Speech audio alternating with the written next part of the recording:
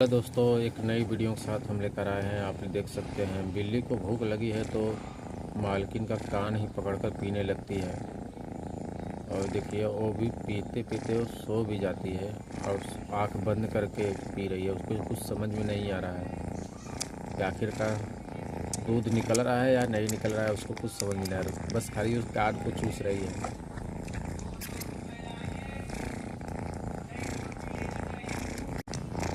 इस बिल्ली के बारे में आपकी क्या राय है, आप कमेंट करके ज़रूर बताएं। जितनी भी हटाने की कोशिश करो वो बार बार खींचकर पीने लगती है। इसे कितना भूख लगा है आप कमेंट